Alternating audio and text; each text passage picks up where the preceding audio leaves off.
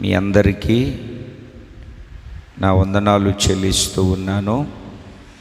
దేవుడు తన ఉన్నతమైనటువంటి కృపా సన్నిధిని మనకు తోడుగా ఉంచి తన సన్నిధి కాంతిని మన మీద ప్రకాశింపజేసి మనలను బలపరిచి నడిపించిన నమ్మదగిన దేవునికే మహిమ కలుగునుగాక. ఈ రాత్రి ప్రార్థనలో ఉంటాము. రేపు ఆయన రక్తమాంసాలకు మనమందరము యోగ్యులుగాను అర్హులుగాను మార్చబడతాం. దేవుని సన్నిధిలో నిలిచి ఉన్నటువంటి మనందరి జీవితాలలో మహిమాస్వరూపమైనటువంటి దేవుడు తన కరుణా వాత్సల్యత చేత మనలను నింపి నడిపించాడు. గడిచిన నెలంతా కాచిదాచి కాపాడి 1వ తేదీన మాస ఆరంభపు వాగ్దాన కూడికలో నిలబెట్టి నడిపించాడు. అలాగే ఈరోజు తన సన్నిధిలో మనలను నిలబెట్టుకొని ఈ శుద్ధీకరణ కూడికలో ప్రభు మనలను నడిపిస్తూ ఉన్నాడు. బలి కార్యక్రమము జరగడానికి ముందు శుద్ధీకరణ ఖచ్చితంగా జరగాల్సిందే. శుద్ధీకరించబడిన తర్వాతనే బలి కార్యక్రమము జరుగుతుంది. అలా జరగడము దేవునికి ఇష్టమైనది, మనుషునికి మేలు. ఈ శుద్ధీకరణ కార్యక్రమంలో ప్రభువు యొక్క ఉన్నతమైనటువంటి సన్నిధికి మనము సమీపించున్నట్లుగా ఈ శుద్ధీకరణలో మనము ముందుకు కొనసాగించబడుతూ ఉంటాం. ఈరోజు పరిశుద్ధ బైబిల్ గ్రంథములో ఒక మాటను నేను మీకు జ్ఞాపకం చేస్తాను. నీ మట్టుకు నీవు దేవుని యందు భయభక్తులు కలిగి ఉండుము. నీ మట్టుకు నీవు. ప్రసంగి గ్రంథము 5వ అధ్యాయము 7వ వాక్యము 2వ భాగములో నీ మట్టుకు నీవు దేవుని యందు భయభక్తులు కలిగి ఉండుము. భయభక్తులు ఎవరో చూడడానికి కాదు, ఎవరో మనకు సన్మానం చేయడానికి కాదు, ఎవరినో చూసి చేసేది కాదు, ఎవరు చెప్తేనో వచ్చేది కాదు, రావాల్సింది కాదు. నీ మట్టుకు నీవు. ఎందుకంటే నేను ఎప్పుడూ మీకు జ్ఞాపకం చేస్తూ ఉంటాను, నేను తింటే నీ కడుపు నిండదు, నువ్వు తింటే నా కడుపు నిండదు. ఎవరి భయభక్తులు వాళ్ళవి, ఎవరి భక్తి వాళ్ళది, ఎవరి భయము వాళ్ళది. అంటే భయము అంటే లోకానుసారమైన భయము కాదు, దైవ భయము. భయము భక్తి. ఆత్మీయ యాత్రకు, ఈ ఆత్మీయ బండికి 2 చక్రాల లాంటిది భయము భక్తి.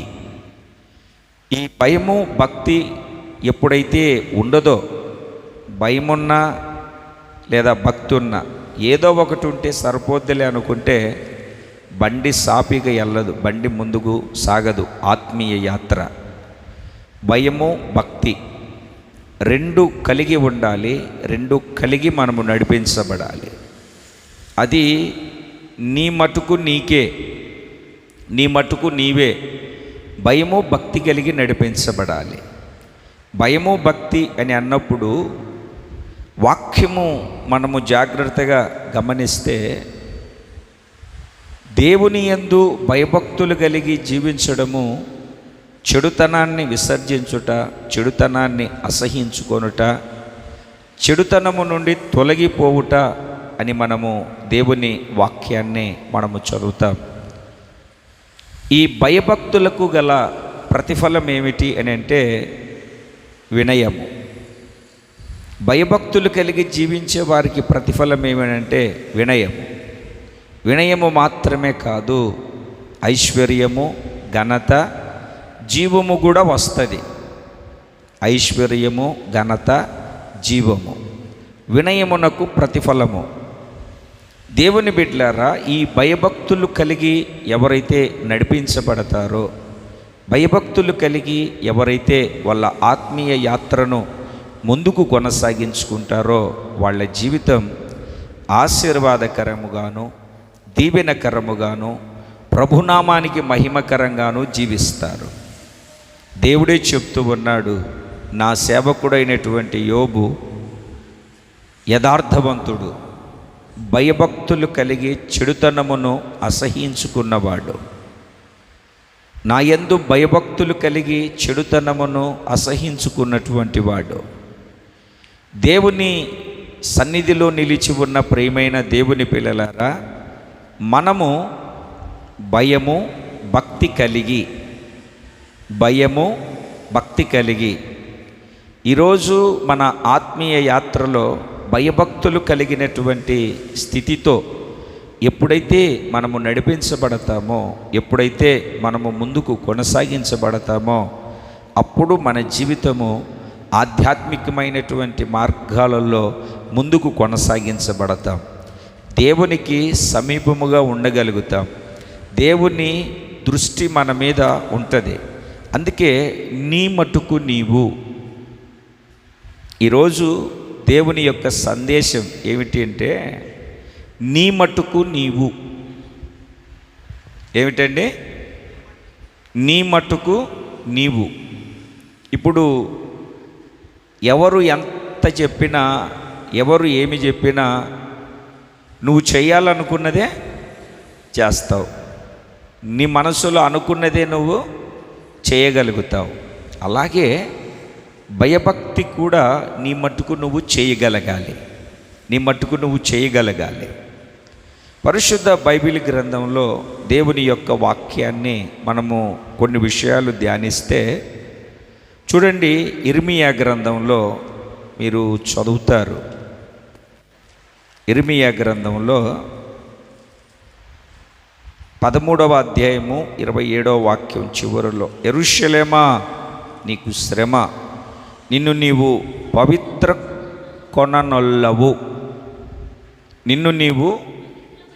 పవిత్రపరుచుకొననొల్లవు.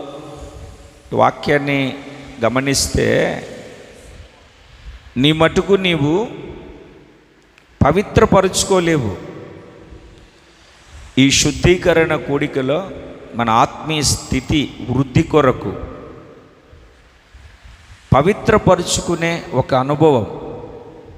ఇప్పుడు ఈ శుద్ధీకరణ కూడిక ఎందుకు అని అంటే, మనము శుద్ధీకరించుకొని బలికి సిద్ధపరచబడడానికి, అంటే రేపు రక్తమాంసాలకు మనందరి కోసం బలి అయినటువంటి యేసయ్య రక్తమాంసాలకు సమీపించడానికి ఈ శుద్ధీకరణ కూడికలో మనము శుద్ధీకరించబడాలి. ఈ శుద్ధీకరణ అన్నటువంటిది దేవుడు చేసే ఒక కార్యం. నిన్ను నీవు పవిత్రపరుచుకోలేవు, నిన్ను నీవు పరిశుద్ధపరచుకోలేవు. మరి నేను శుద్ధీకరించబడాలి, పవిత్రపరచబడాలి, పవిత్రమైనటువంటి మార్గములో నా బ్రతుకును నేను దిద్దుకొని ముందుకు సాగాలి అని అంటే ఏం చెయ్యాలి? ఈరోజు ఈ శుద్ధీకరణ కూడికలో మొదటిగా నిన్ను నీవు పవిత్రపరుచుకోలేవు.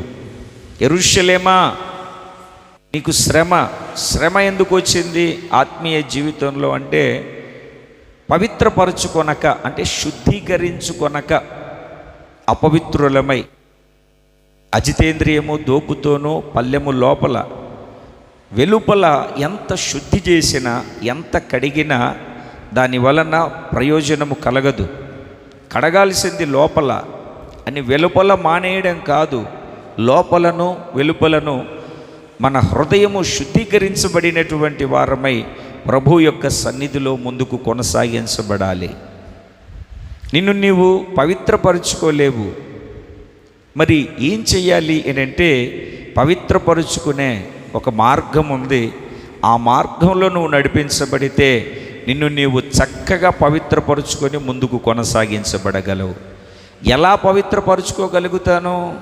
నేను పవిత్రపరచబడాలంటే ఏం చెయ్యాలి అని మనము దేవుని యొక్క వాక్యాన్ని, లేఖనాలను మనము జాగ్రత్తగా చదివితే, యోహాను రాసిన మొదటి పత్రిక 1వ అధ్యాయము 7 నుండి 9 వరకు, ఆయన కుమారుడైన యేసు రక్తము ప్రతి పాపముల నుండి మనలను పవిత్రులుగా చేయును.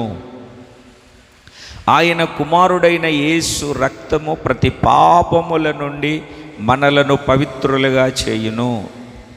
యెరూషలేమా, నీకు శ్రమ, నిన్ను నీవు పవిత్రపరుచుకోలేవు. ఒక మనిషి తను తాను పవిత్రపరుచుకోలేడు. ఒక వ్యక్తి పవిత్రపరచబడాలి అని అంటే ఆ వ్యక్తి కోసము రక్త ప్రోక్షణ జరగాల్సిందే.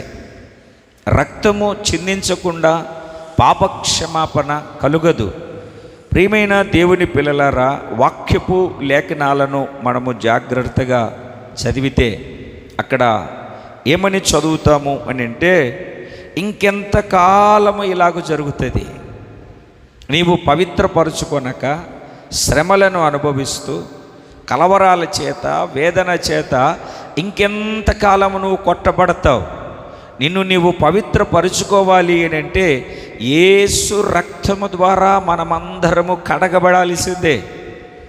యేసు రక్తము ద్వారా కడగబడాలంటే ఏం చేయాలి? అదే యోహాను రాసిన మొదటి పత్రిక 1వ అధ్యాయము 9వ వాక్యాన్ని మనము చదివినప్పుడు, మన పాపములను మనము ఒప్పుకొనిన ఎడల ఆయన నమ్మదగిన వాడును నీతిమంతుడును గనక ఆయన మన పాపములను క్షమించి సమస్త దుర్నీతి నుండి మనలను పవిత్రులుగా చేయును. సమస్త దుర్నీతి నుండి మనలను పవిత్రులుగా చేయును. ఆయన నమ్మదగినవాడు, నీతిమంతుడు. నమ్మదగినవాడు, నీతిమంతుడు గనక ఆయన ఏం చేస్తాడు అని అంటే, సమస్త దుర్నీతి నుండి మనలను విడిపించి నీతిమంతులుగా చేస్తాడు. నీతిమంతులుగా చేస్తాడు. ఆయన మనలను విడిపించి నీతిమంతులుగా చేయాలి అని అంటే మనం చేయాల్సినటువంటి పని ఒకటి ఉంది. నీ మటుకు నీవు పాపములను ఒప్పుకొని, నీ పాపములను ఒప్పుకొని విడిచిపెడితే, సామెతల గ్రంథము 28:13లో, అతిక్రమములను దాచిపెట్టువాడు వర్ధిల్లడు, వాటిని ఒప్పుకొని విడిచిపెట్టువాడు కనికరము పొందుకుంటాడు. చేసినది దేవుని ఎదుట మనము దాస్తే, చేసింది యేసయ్య ఎదుట మనము దాచిపెట్టుకుంటే మనము కనికరించబడలేము, మనము కనికరమును పొందుకోలేము. ఒప్పుకొని విడిచిపెడితే, కప్పుకోవడం కాదు, ఒప్పుకొని మనము విడిచిపెడితే తన రక్తముతో దేవుడు మనలను కప్పుతాడు.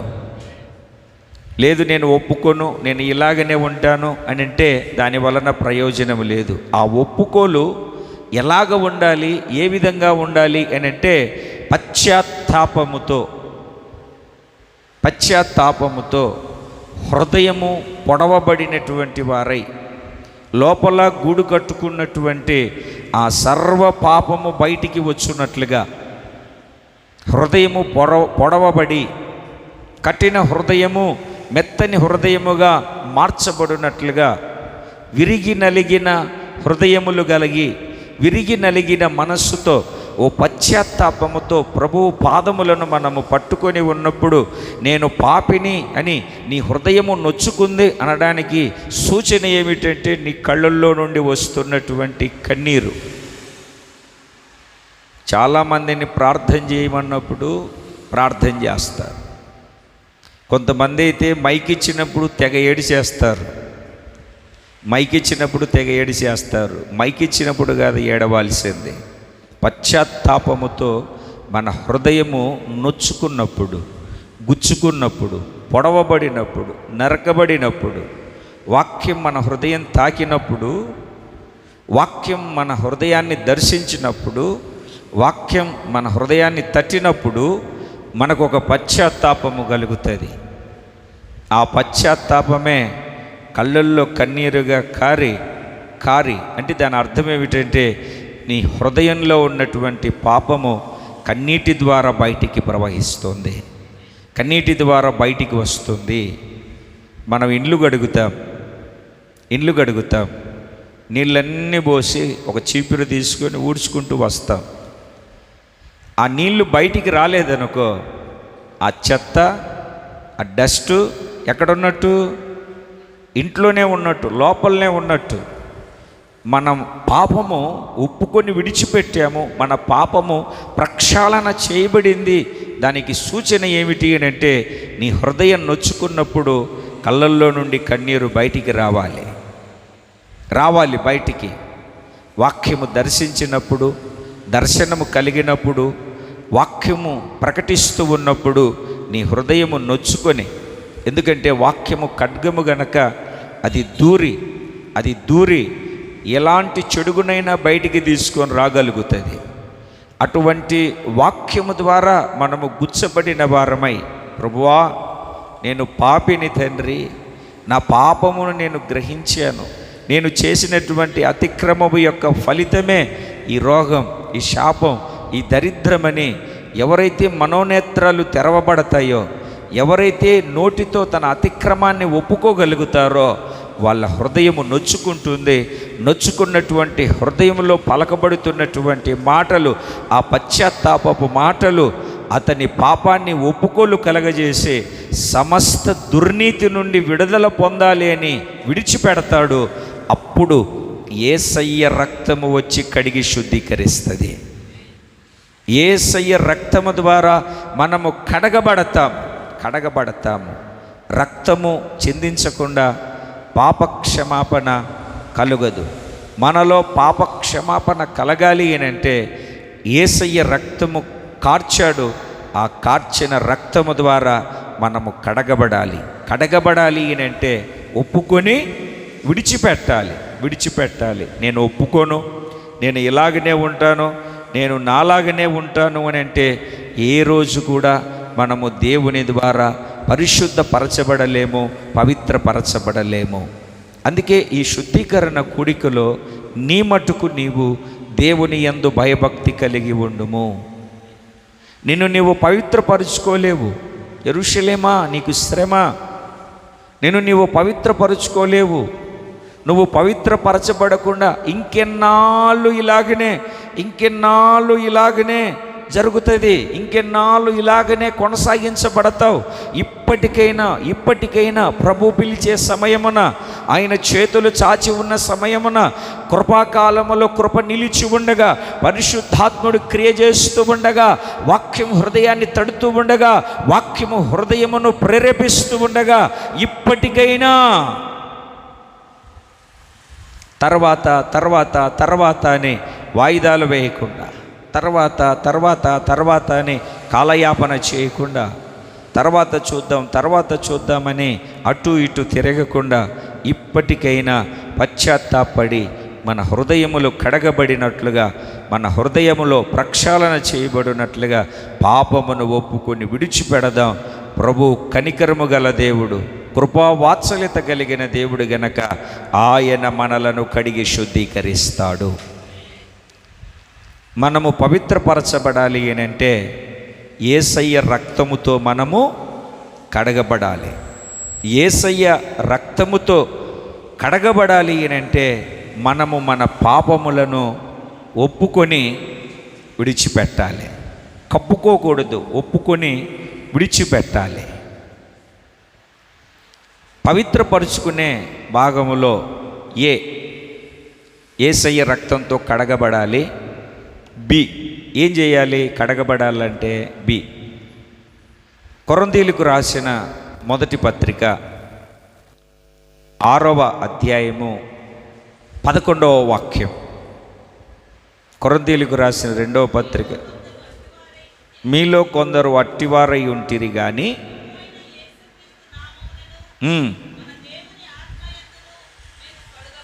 మన దేవుని ఆత్మయందును మీరు కడగబడి పరిశుద్ధపరచబడిన వారై నీతిమంతులుగా తీర్చబడితిరి. మీలో కొందరు అట్టివారై ఉంటిరి.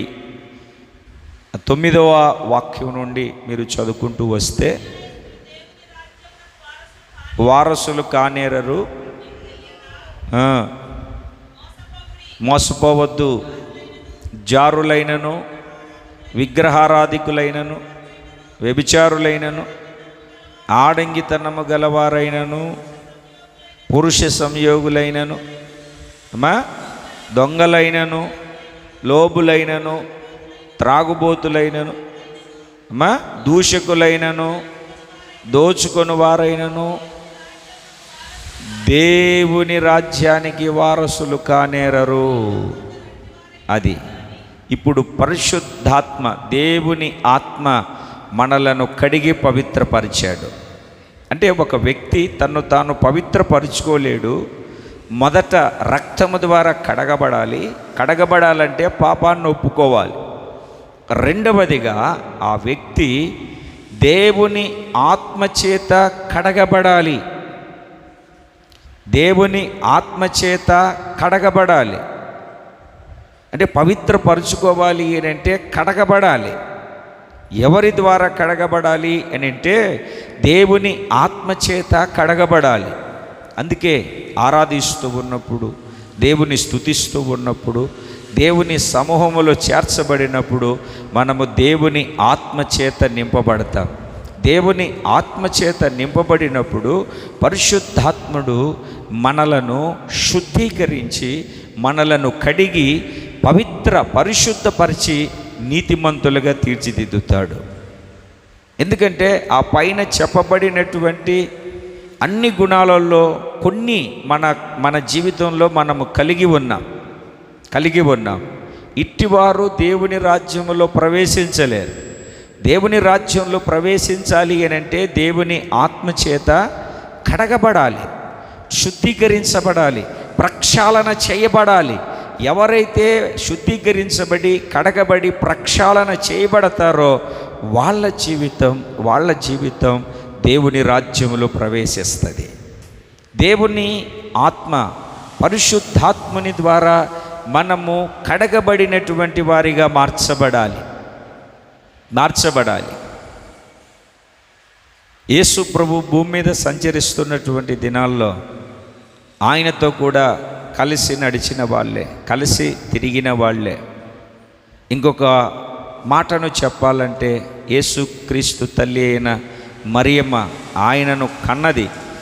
పరిశుద్ధాత్మ వలన గర్భము ధరించింది. పరిశుద్ధాత్మని వలన ఆమె సర్వోన్నతుని శక్తి చేత నింపబడింది.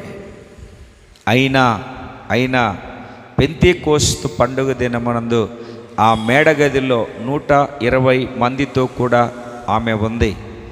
పెంతెకోస్తు పండుగ రోజున దేవుని ఆత్మ భూమి మీదికి దిగి వచ్చి సార్వత్రిక సంఘాన్ని కట్టడానికి ఆయన పునాది వేశాడు. సంఘాన్ని కట్టాడక్కడ.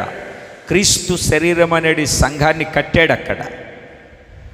మనుషులు వేరుగా ఉన్న ఆత్మ ఒక్కటే. శరీరము అని అన్నప్పుడు అవయవాలు వేరుగా ఉంటాయి, మనిషి ఒక్కడే. అన్ని అవయవాలకు అవసరమై ఉన్నటువంటి రక్తము ఒకటే. రక్తమే ప్రాణం. శరీర అవయవాలకు ఒకటే రక్తము ఎలాగ ప్రవహిస్తుందో అలాగే సంఘములో మనమందరము దేవుని ఆత్మచేత నింపబడి ఐక్యత కలిగి నడిపించబడవలసినటువంటి వారమై ఉన్నాము.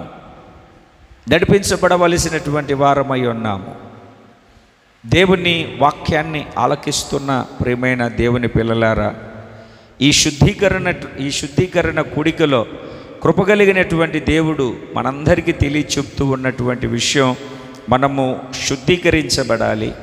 ఎలా శుద్ధీకరించబడాలి అని అంటే దేవుని ఆత్మచేత కడగబడినటువంటి వారమై.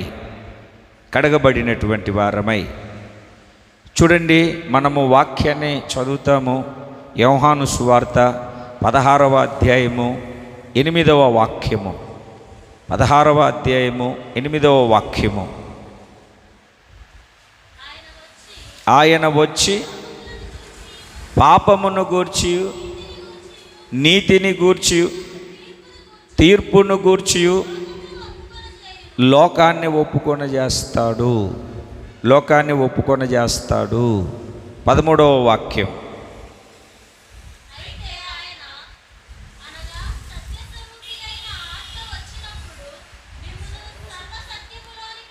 సర్వసత్యములోనికి నడిపిస్తాడు. ఆయన చేసే పని ఏమిటంటే మొదట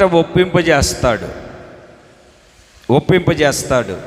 పాపమును గూర్చి, తీర్పును గూర్చి, నీతిని గూర్చి, పాపమును గూర్చి, తీర్పును గూర్చి, నీతిని గూర్చి ఒప్పింపజేస్తాడు. ఒప్పింపజేసిన వాడు సర్వసత్యములోనికి నడిపిస్తాడు. సర్వసత్యంలోనికి నడిపిస్తారు. మీరు ఇంటికి వెళ్ళిన తర్వాత అలాగనే చదువుకుంటూ వెళ్తే యేసయ్య చెప్తాడు, నేను చెప్పిన వాటిలో నాలో ఉన్నవి తీసుకొని మీకు బోధిస్తాడు. నేను ప్రకటించిన వాటిని తీసుకొని మీకు బోధిస్తాడు. తనంతట తానే ఏం బోధివ్వడు, నేను చెప్పినవే మీకు బోధిస్తాడు. ప్రియమైన దేవుని పిల్లలారా, ఆయన మంచి బోధకుడు, పరిశుద్ధాత్ముడు. మనకు అన్నీ క్షుణ్ణంగా బోధిస్తాడు, మనకు తెలియచెప్తాడు. ఆయన బోధించినప్పుడు, ఆయన బోధకు మనము చెవియొగ్గినప్పుడు ఖచ్చితంగా, నిశ్చయముగా మన జీవితం, మన ఆత్మీయ స్థితి, ఆత్మ సంబంధమైనటువంటి యాత్ర పవిత్రంగాను, పరిశుద్ధంగాను, ప్రభువుకి ఇష్టమైనదిగాను మార్చబడి సర్వసత్యములోనికి మనము నడిపించబడగలుగుతాము. అందుకే దేవుని ఆత్మ మనలను ఏం చేస్తాడు అని అంటే శుద్ధీకరిస్తాడు. ఆత్మచేత, ఆత్మయందు కడగబడినటువంటి వారమై, పరిశుద్ధపరచబడి, నీతిమంతులుగా మార్చబడి ఆయన రాజ్యంలో మనం ప్రవేశిస్తాం. ఆయన రాజ్యంలో మనము ప్రవేశించగలగాలి. నిర్భయమైనటువంటి ప్రవేశము, సమృద్ధి ప్రవేశము మనకు దేవుని యొక్క రాజ్యములో కలగాలి అంటే మనము మొదట రక్తము ద్వారా కడగబడాలి, యేసయ్య రక్తము ద్వారా. రెండవది దేవుని ఆత్మచేత, అనగా పరిశుద్ధాత్మని చేత మనము కడగబడాలి. దేవునికి స్తోత్రం కలుగును గాక. ఏం చేయబడాలండి? కడగబడాలి. మూడవదిగా నేను చెప్తాను, మీరు చూడండి. సి, ఏ రక్తము, బి దేవుని ఆత్మచేత, బి దేవుని ఆత్మచేత, సి అంటే మొదటి పాయింట్లో 3 విషయాలు అన్నమాట ఇవి. నిన్ను నీవు పవిత్రపరుచుకొనలేవు, ఇంకెన్నల్ల మట్టుకు తిరుగుతావు. పవిత్రపరుచుకోవాలంటే యేసయ్య రక్తము ద్వారా కడగబడాలంటే పాపాన్ని ఒప్పుకోవాలి.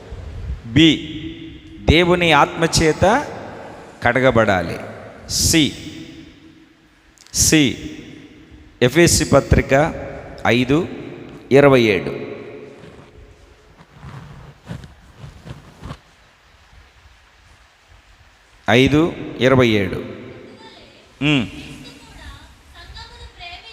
సంఘమును ప్రేమించి కలంకమైనను ముడత అయినను అట్టిది మరి ఏదైనను లేక పరిశుద్ధమైనదిగాను నిర్దోషమైనదిగాను మహిమగల సంఘముగాను నిలవబెట్టుకొనవలెనని వాక్యముతో ఉదక స్నానము చేత దానిని పవిత్రపరచి పరిశుద్ధపరచుటకై అప్పగించుకొనెను.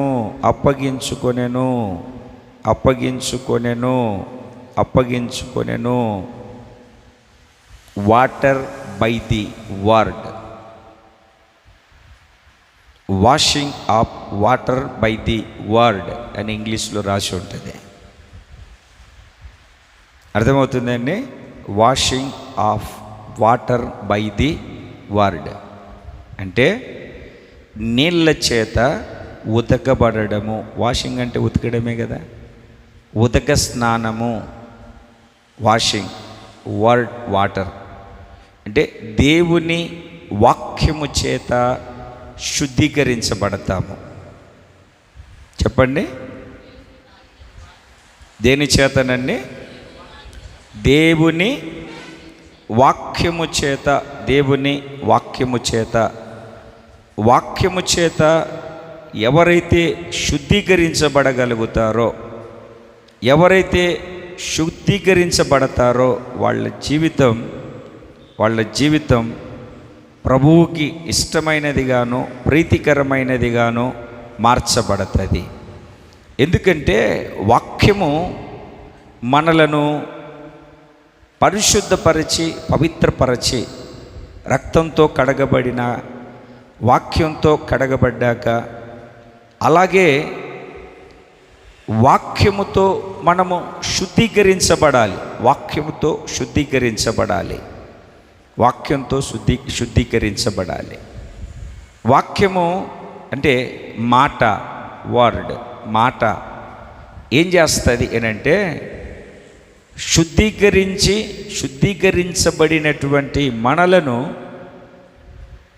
తప్పు త్రోవన పడకుండా, తప్పు త్రోవన వెళ్ళకుండా, మరలా పాపమును అంటకుండా మనలను మనము కాపాడుకునేటట్లుగా చేయగలుగుతుంది వాక్యము. చూడండి, యోహాను సువార్త 15వ అధ్యాయము 3వ వాక్యాన్ని మీరు చదివితే,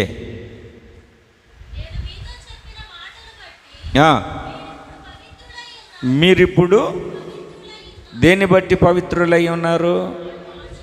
నేను మీతో చెప్పిన మాటలను బట్టి. ఆయన మాట పవిత్రపరిచేది.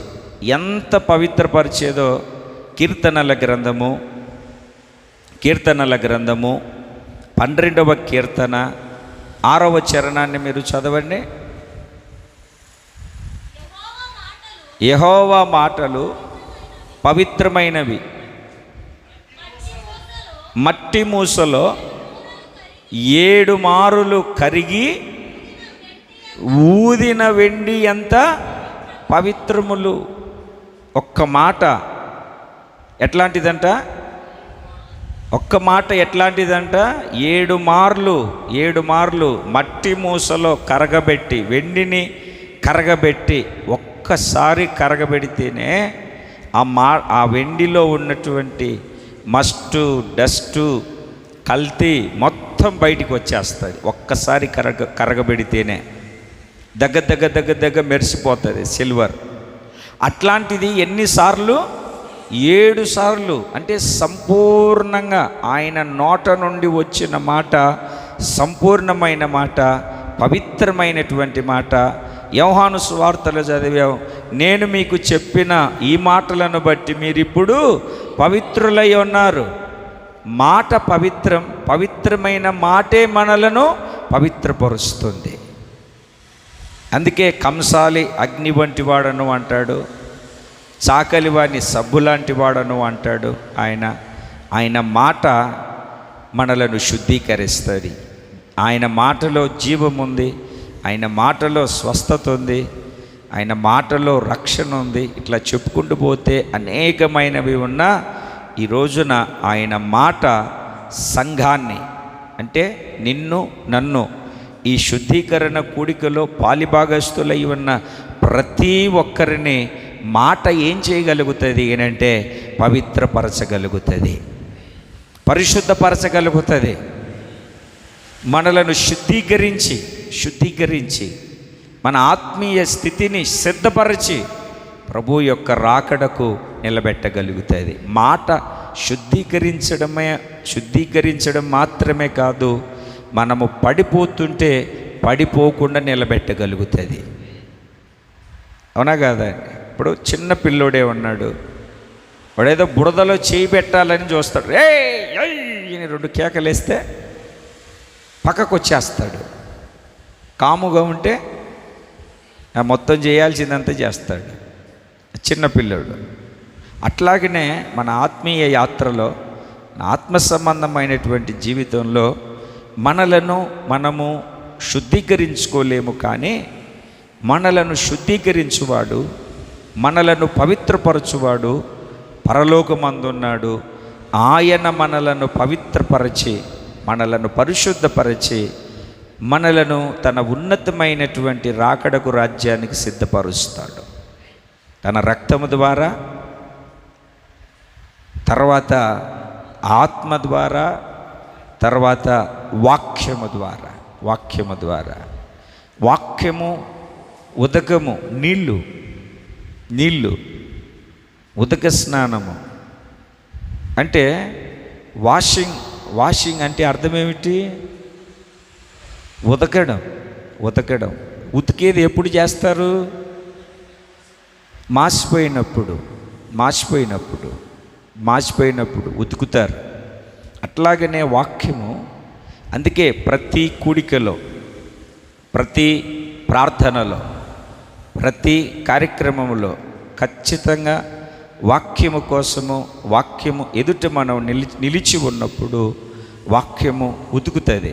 ఉతికినప్పుడు డస్ట్ ప్రతిదీ ఆ గుడ్డలో నుండి, అంటే ఆ ఆత్మీయ స్థితిలో నుండి తొలగిపోయి మనము పవిత్రపరచబడతాము, పరిశుద్ధపరచబడతాము. దేవునికి స్తోత్రం కలుగునుగాక. మీకు ఎప్పుడూ చెప్తూ ఉంటాను, ఎందుకో మరలా ఒక్కసారి జ్ఞాపకం చేస్తాను. ఒక తల్లి 3 బిడ్డలను, ఒక అమ్మాయిని, మొత్తం ఒక 4 పిల్లలను కన్న తర్వాత భర్త చనిపోయాడు. ఆ పిల్లల్ని హాస్టల్లో పెట్టి ఆ ఇండ్లు ఈ ఇండ్లు ఏదో ఇళ్ళల్లో పని చేసుకుంటూ ఏదో ఒక రకంగా వాళ్ళను హెల్ప్ అడిగి, వీళ్ళని హెల్ప్ అడిగి మొత్తానికి పిల్లల్ని మంచి చదువులు చదివించింది. వాళ్ళు కూడా నా తల్లిదండ్రులు, నా తండ్రి చనిపోయినా నా తల్లి మమ్ములను ఇంత జాగ్రత్తగా పెంచింది, ₹1 కూడా తన కోసం ఉంచుకోకుండా మాకు పంపించింది అని చెప్పి చక్కగా చదువుకుంటూ మంచి మార్కులతో ఒక ఉన్నతమైనటువంటి స్థితిలోనికి వెళ్ళారు. మంచి ఉద్యోగాలు సంపాదించుకున్నారు. ఆ తల్లిని, అమ్మా ఇక్కడెందుకు ఉంటావురా, మేము విదేశాల్లో ఉన్నాం, కొంతమంది మంచి పట్టణాలలో ఉన్నారు, పెద్ద బిల్డింగులు ఉన్నాయి రా అంటే, సొంతూరును విడిచిపెట్టి రాలేక నేను ఇక్కడే ఉంటానులే అయ్యా, నేను రాలేను, వచ్చినా ఏం చేస్తాను అక్కడ, ఎప్పుడన్నా మీకు ఖాళీ ఉంటే రండి అని చెప్పింది. వాళ్ళు కూడా పిల్లలకు సెలవులు ఇచ్చినప్పుడు సమ్మర్ హాలిడేస్కు సెలవులు పెట్టుకొని వాళ్ళు ఈ తల్లి దగ్గరికి వచ్చి ఉండేసి వెళ్ళిపోయేవాళ్ళు. ఆ పిల్లలకు పెళ్ళిళ్ళు అయ్యాయి, పిల్లలు పుట్టారు, పిల్లలు కూడా కొంచెం పెద్దవాళ్ళు అవుతూ వచ్చారు. నాగరికత మారుతుంది కదా. ఈ తల్లి దేవుని నమ్ముకొని ఉంది. పిల్లలు ఎంత వచ్చినా ఏం చేసినా ఆదివారం శనివారం కూడిక ఉన్నప్పుడు మాత్రం, ప్రార్థన ఉన్నప్పుడు మాత్రం బైబిల్ తీసుకొని తిన్నగా పట్టుకొని ఆ ఊరి చివర ఉన్నటువంటి మందిరానికి వెళ్ళేది. మనవాళ్ళు ఉన్నారు కదా, ఎగతాళి చేసేవాళ్ళు, ఒసే ముసల్దానా నీకు కళ్ళు కనపడతాయా, నీకు చదువు వస్తుందా, నువ్వు చదువుకున్నావా, బైబిల్ పట్టుకొని వెళ్తున్నావు, అది ఇదేని కొంచెం వ్యంగ్యంగా మాట్లాడేవాళ్ళు. ఆ తల్లి చిన్నపిల్లలు కదా, ఎందుకులే అని సర్దుకొని వెళ్ళిపోయేది. ఒకరోజు ఒకడు మనవడు, ముసల్దానా చర్చికి వెళ్తున్నావు కదా, ఈరోజు చర్చిలో మీ పాస్టర్ గారు ఏం వాక్యం చెప్పాడో చెప్పకపోయావా, నీ సంగతి చెప్తానన్నాడు. ఆ ముసల్ది చర్చికి వెళ్ళింది, తీసుకెళ్ళిన కానుకేసింది, మరలా వచ్చింది. వచ్చిన వెంటనే వాడు రెడీగా ఉన్నాడు. ముసల్దానా చర్చికి వెళ్ళావా, వాక్యం చెప్పావంటే, వాక్యం చెప్పాడా మీ పాస్టర్ గారు అంటే, చెప్పాడు నాన్న. మరి చెప్పు ఏం చెప్పాడో చెప్పు అంటే, చదువు రాదు కదా, ముసల్దాని కదా, నాకెక్కడ గుర్తుంటుంది. మరి గుర్తు లేనప్పుడు ఎందుకు వెళ్తున్నావు చర్చికి, ముక్కు చెవులు నోరు మూసుకొని అనకుండా మర్యాదగా కాముగా ఇంట్లోనే కూర్చోవచ్చు కదా, అంత అవసరమా అని కసురుకున్నాడు, కేకలేస్తున్నాడు. ఆ కుర్రోడిని తిన్నగా చేయి పట్టుకొని వంటగదిలోకి తీసుకెళ్ళింది. ఎక్కడికే తీసుకెళ్తున్నావు, రారా చెప్తాను, వంటగదిలోకి తీసుకెళ్ళి అక్కడ సంతకెళ్ళే వైర్ బొట్ట ఉంది, ఆ వైర్ బొట్టనిచ్చి అది ఆ ఎదరు కాలువ ఉంది కదా, రోడ్డు దగ్గర చెరువు ఉంది కదా, ఆ చెరువులోకి వెళ్ళి నీళ్ళు ముంచుకొని రమ్మనింది. పిచ్చా మెంటలా నీకేమన్నా వైర్ బొట్టుతో రే చెప్పింది చేయరా అని వెళ్ళాడు. వెళ్ళి ముంచాడు 3 సార్లు, 4 సార్లు, 5 సార్లు, ఒక 10-15 సార్లు ముంచాడు. ముంచి ముసల్దాన్ దగ్గరికి తీసుకొచ్చాడు. చూసావా నీళ్ళు ఎక్కడ రావంటే ఇన్ లేదంటే ఆ ముసల్దానింది, ఒరే ఈ చెత్త బుట్ట ఈ వైర్ బుట్ట నీకు ఇచ్చినప్పుడు ఉల్లిపాయ తొక్కలు, టమాటో పండ్ల రసము, కరివేపాకు, మిరపకాయలు, ఈ వంటగదిలో పొగ బట్టి మొత్తం డస్ట్ అయిపోయింది. ఇప్పుడు నువ్వు నీళ్ళల్లో ముంచిన వెంటనే చూడు ఎంత తెల్లగా అయిపోయిందో, దాంట్లో ఉన్నటువంటి చెత్త అంతా వెళ్ళిపోయింది. చూసావా, గమనించావా, గుర్తుపట్టావా అని అన్నది. ఆ ముసళ్ళు అంటది, వాక్యము గుర్తుపెట్టుకొని చేసేంత తెలివి నాకు లేకపోవచ్చు. నేను ఆ మందిరములోనికి వెళ్ళి వాక్యం వింటూ ఉన్నప్పుడు వాక్యపు ప్రవాహము కలుగుతుంది అక్కడ.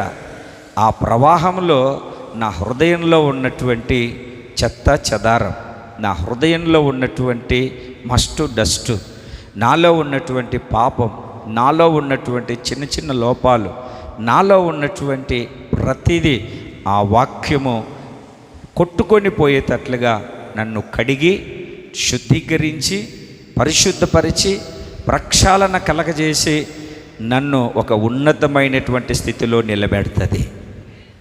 వాక్యం అంటే నేర్చుకొని ప్రసంగాలు చేయడం కాదు, వాక్యము నన్ను శుద్ధీకరిస్తుంది, వాక్యము నన్ను పవిత్రపరుస్తుంది, వాక్యము నన్ను ప్రక్షాళన కలగజేసి నన్ను దేవుని యొక్క రాజ్యానికి రాకడకు సిద్ధపరుస్తుంది. వాక్యము నాలో ఉన్నటువంటి ప్రతి అపవిత్రతను తొలగిస్తుంది. వంటగదిలో ఉన్న ఈ వైర్ బుట్టకున్న చెత్త చెదార బూజు పట్టినటువంటి ఆ పొగ ఇప్పుడు నువ్వు నీళ్ళల్లో 4-5 సార్లు 10 సార్లు అద్దినప్పుడు అది ఏమైందంటే ఆ బుట్టలో నీళ్లు లేవు.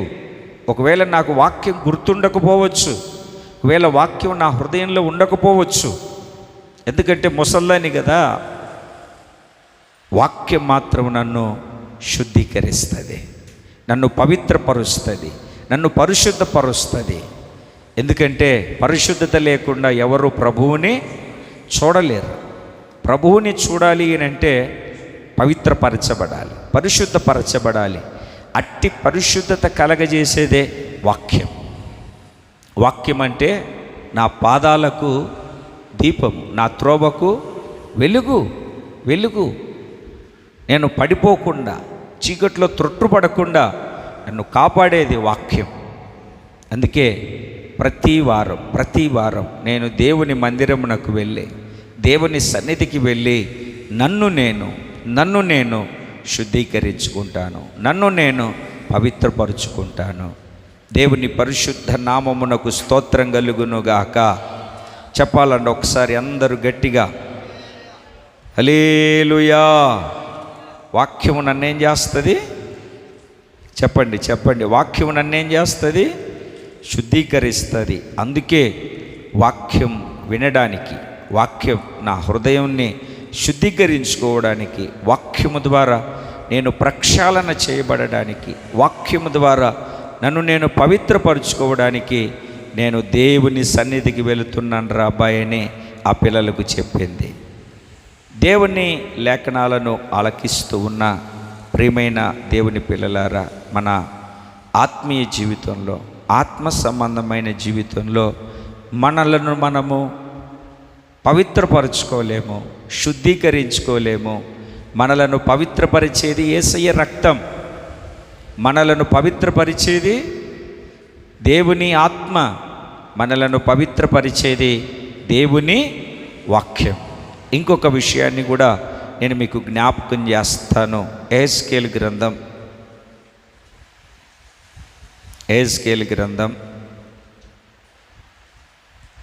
20వ అధ్యాయము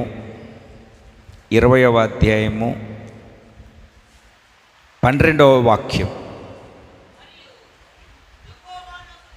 నేనే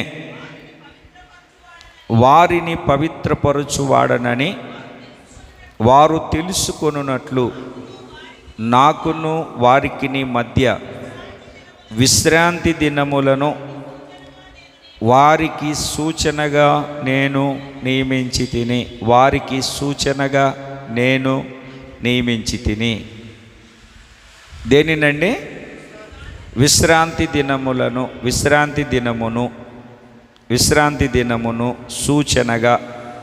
సూచనగా 10-11 వాక్యాలు కూడా చదవండి. వారిని ఐగుప్తు దేశములో నుండి రప్పించి అరణ్యములోనికి తోడుకొని వచ్చి వారికి నా కట్టడలను నియమించి నా విధులను వారికి తెలియజేసి తిని, ఎవడైనను వాటిని అనుసరించిన ఎడల వాటిని బట్టి బ్రతుకును.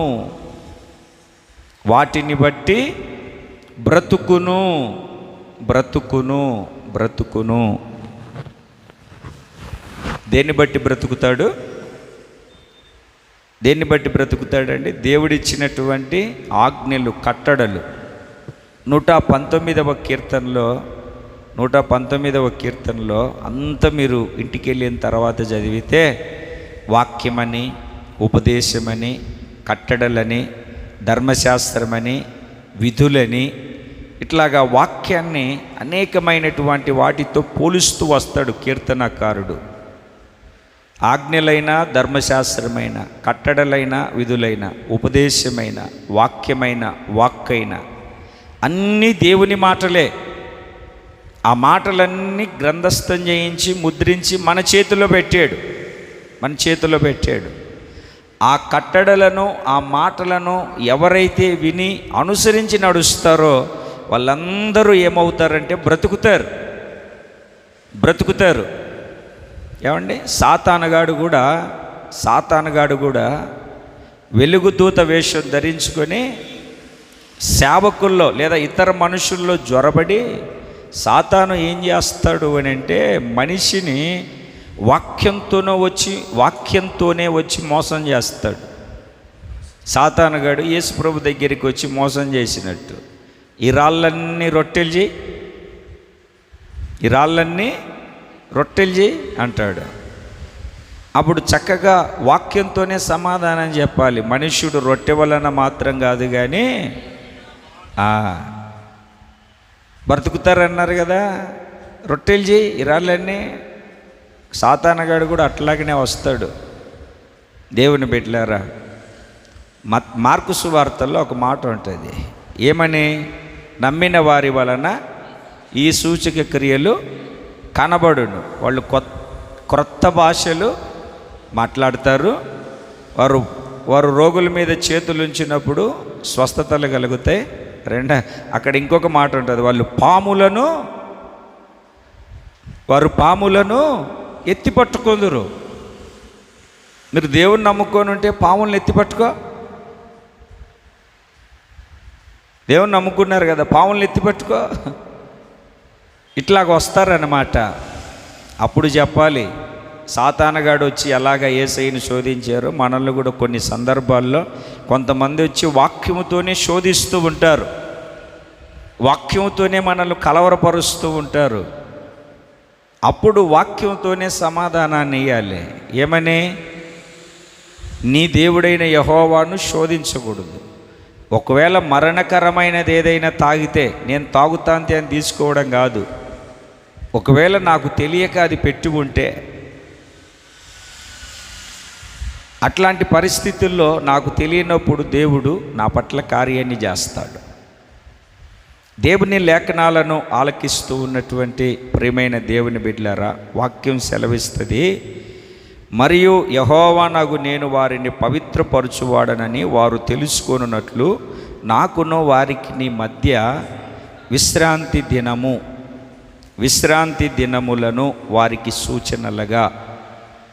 పాత నిబంధనలో విశ్రాంతి దినము అయితే, ఈ క్రొత్త నిబంధనలో సమాజముగా కూడుకునే అనుభవం. వాగ్దాన కూడిక కావచ్చు, ఉపవాస కూడికలు కావచ్చు, ఇదిగో శుద్ధీకరణ కూడిక కావచ్చు, శనివారం పరిశుద్ధాత్మ కనిపెట్టు ఉపవాస ప్రార్థన కావచ్చు, ఆదివారం ఆరాధన కావచ్చు. ఇవన్నీ ఎందుకు అని అంటే పవిత్రపరచువాడు దేవుడు.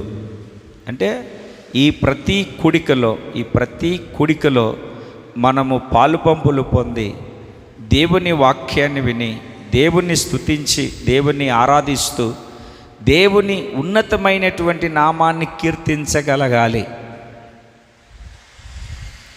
ఎందుకు ఈ దినాలను, విశ్రాంతి దినములను, ఇంకా మనం వాక్యపు లోతులోనికి వెళ్తే నియామక కాలములు అని రాసి ఉంటుంది. ఎప్పుడు ఏం చేయాలో, ఎప్పుడు ఏది చెయ్యాలో ఇవన్నీ ఎందుకు అని అంటే దేవుడు మనలను పవిత్రపరచడానికి. షునేమిరాలైన గండ్రాలు భర్తతో చెప్తుంది, నాకు ఒక గాడిదను సిద్ధపరచు, కర్మేలులో ఉన్న దైవజనుని దగ్గరికి వెళ్ళాలి. ఆయన అంటాడు, ఈరోజు అమావాస్య కాదే, విశ్రాంతి దినం కాదే అంటే ఆమె దైవజనుడి దగ్గరికి వెళ్ళుట మంచిది. వెళ్తుంది, దైవజనుని ఇంటికి తెచ్చుకుంటుంది. తెచ్చుకున్న తర్వాత చనిపోయిన కుమారుడు బ్రతికి మరలా తనకు అప్పగించబడతాడు. అంటే ఈ నియామక కాలపు దినములన్నీ, నియామకాలపు కోడికలన్నీ అంటే ఒక్కొక్క పరిచర్యలో ఒక్కొక్క నియమం ఉంటుంది. దేవుడు వాళ్ళకి ఇచ్చినటువంటి ప్రత్యక్షత, దేవుడు వాళ్ళకి ఇచ్చినటువంటి ఆత్మీయ అనుభవం, ఒక్కొక్కరికి ఒక్కొక్క నియమం ఉంటుంది. అయితే దేవుడు వాళ్ళకి ఇచ్చిన ప్రత్యక్షతను బట్టి కొందరు కొన్ని కోడికలు, మనము కూడా మన పరిచర్యకు దేవుడిచ్చినటువంటి నియమమును బట్టి, పరిచర్య ధర్మమును బట్టి మనము ముందు కొనసాగించబడుతున్నాం. ప్రతి కూడిక, ప్రతి విశ్రాంతి దినము అనగా పునరుద్ధానపు దినము, ఆదివారము ప్రభు సన్నిధిలో మనము కూడుకోవడము ఏమిటి అంటే దేవుడు మనలను పవిత్రపరచువాడు. దేవుని సన్నిధిలో మనం పవిత్రపరచబడతాం. చదువుతారు కదా 95వ కీర్తన, పరిశుద్ధత నా మందిరానికి అనుకూలంగా ఉంటుందని. 93వ కీర్తన 5వ చరణం, ఎన్నడును తప్పిపోవు యెహోవా ఎన్నటెన్నటికి నీ పరిశుద్ధతయే నీ మందిరమునకు అనుకూలము. పరిశుద్ధతయే నీ మందిరానికి అనుకూలం అంటే దాని అర్థం జాగ్రత్తగా మనం జ్ఞాపకం చేసుకుంటే మందిరములో పరిశుద్ధపరచబడే ఒక అనుభవం ఉంటుంది.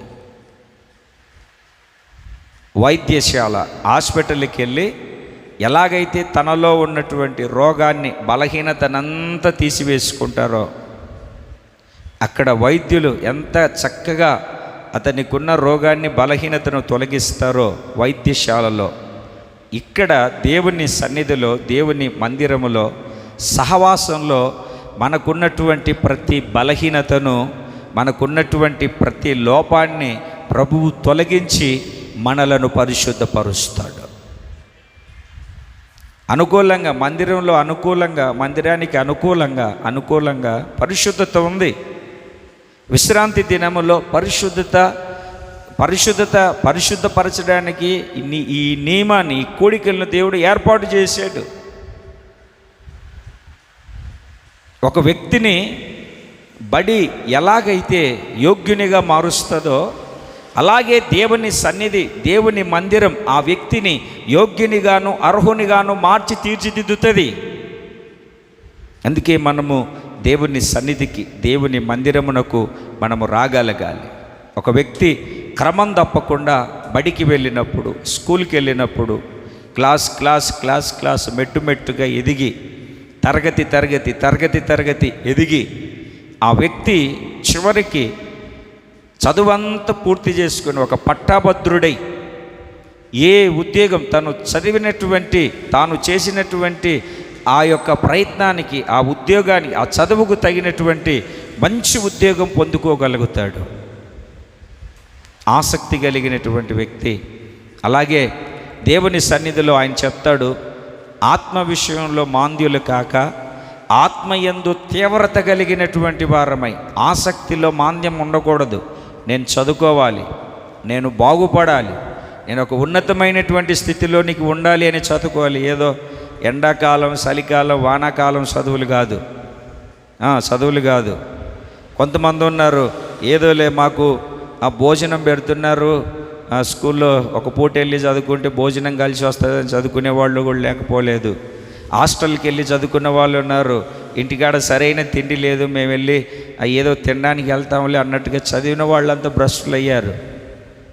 తిన్నా తినకపోయినా, ఉన్నా లేకపోయినా నేను ఒక మంచి వ్యక్తిగా మార్చబడాలి, నాకు ఒక మంచి ఉద్యోగం రావాలి, నేను ఉత్తీర్ణుని అవ్వాలి అని ఆశతో వెళ్ళిన ప్రతి ఒక్క వ్యక్తి ఒక మంచి స్థితిలో ఎదిగినట్లుగా దేవుని సన్నిధిలో స్వస్థతలు జరుగుతాయేమో, కార్యం జరుగుతుందేమో, అది జరుగుతుందేమో, ఇది జరుగుతుందేమో, ఇలా జరుగుతుందేమో, అలా జరుగుతుందేమో అని కాకుండా ప్రభు యొక్క సన్నిధిలో ఒక పవిత్ర పరిశుద్ధమైనటువంటి మార్గము కలిగి నేను పరలోకానికి వెళ్ళాలి అన్నటువంటి ఆసక్తితో మనము దేవుని సన్నిధికి వస్తే దేవుడు మనలను పవిత్రపరుస్తాడు.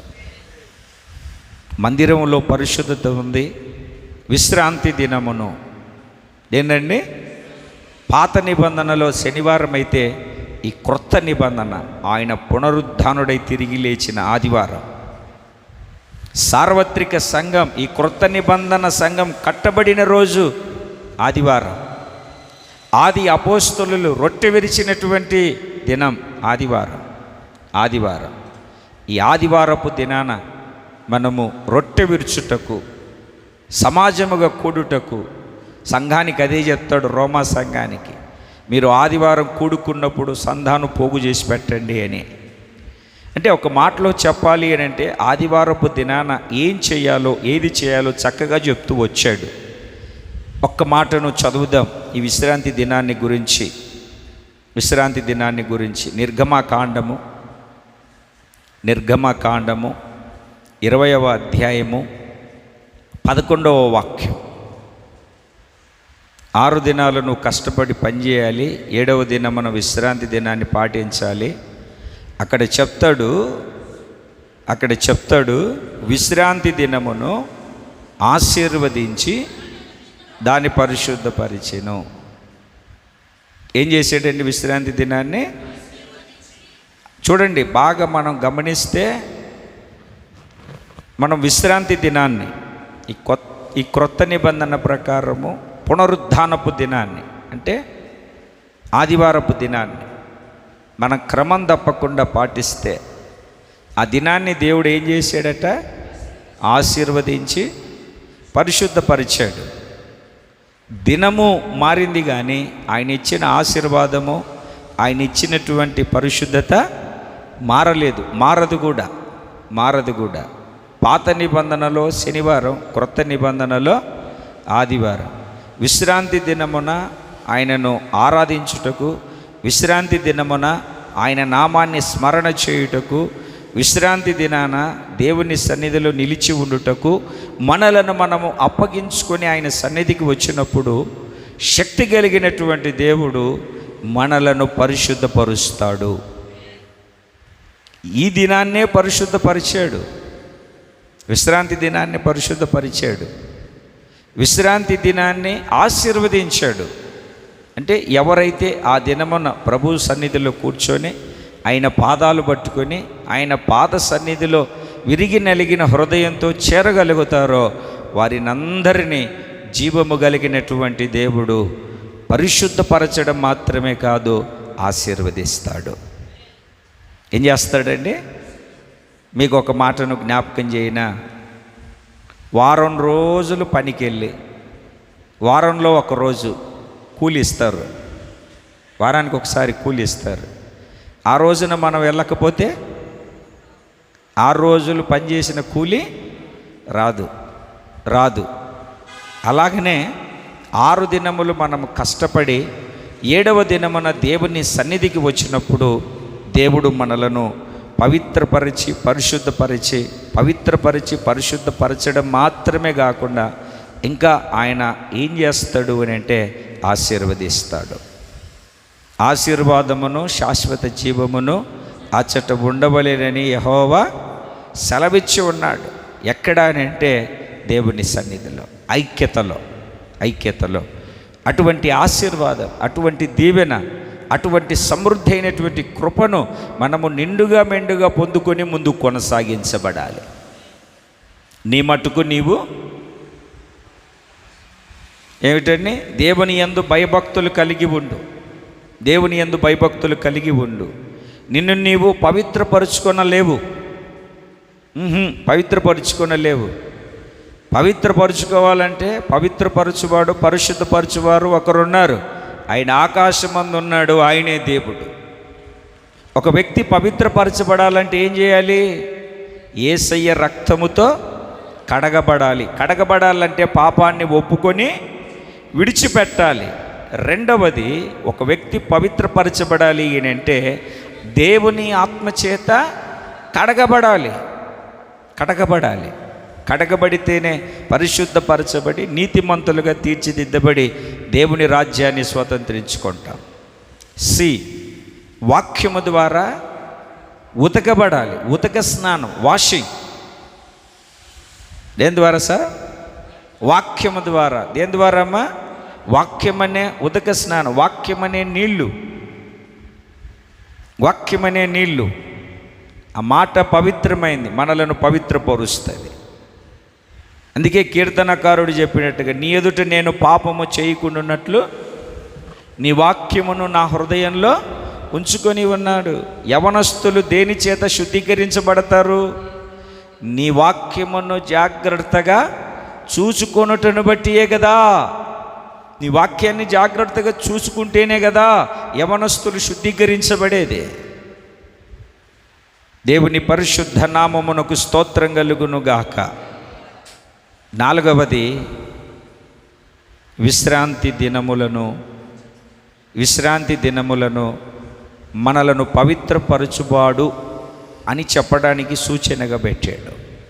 విశ్రాంతి దినమున అంటే అప్పుడు విశ్రాంతి దినము ఈ క్రొత్త నిబంధనలో సమాజముగా కూడుట, పునరుద్ధానపు దినములో ఆదివారపు దినమున ఆరాధనలో నిలిచి ఉండుట, ప్రతి నియామ కాల కూడికలో పాలుపంపులు పొందుట, అది ఏదైనా సరే.